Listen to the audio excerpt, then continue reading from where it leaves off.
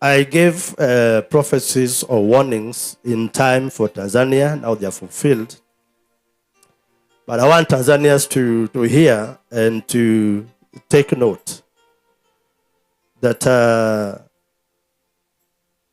your president, that's Hassan Samia Suluhu,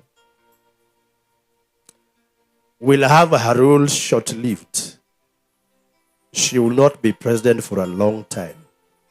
So there shall be a lot of events that shall actually take place.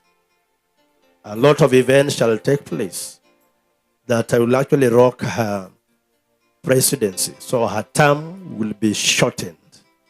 Kiswahili nasema hivi, marafiki zangu walioko Tanzania, ndugu zetu pia ama jamii, familia walio chini ya cover ya Revelation Wisdom Ministries, na pia na wateule walioko Tanzania, jumbe ambazo nimewapa mnabii nikawapa mwanzo zinatimia.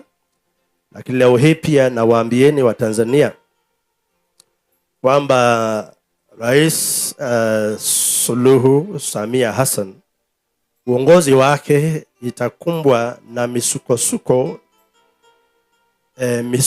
makubwa, na hata maliza awamu yake ya uongozi.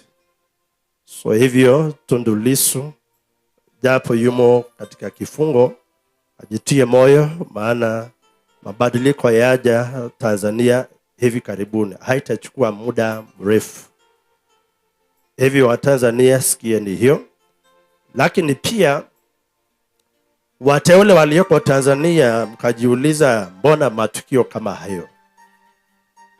Hivyo na msihi na pia na shauri mpendwa Gwajime kujitia moyo, lakini hakikisha kwamba asijihusishe na watumishi waliojitia dosari.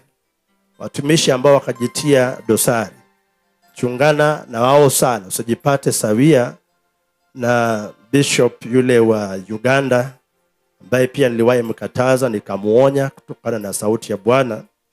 Aitwa bishop wa nchi wa Uganda ambaye akajifanya kujishikanisha na mambo za serikali. So that is actually Bishop Kayanja. So namtahadharisha Gwajime, jichunge sana na watu sampuli hiyo, maana Mungu ana mipango za kufanya na wewe Tanzania.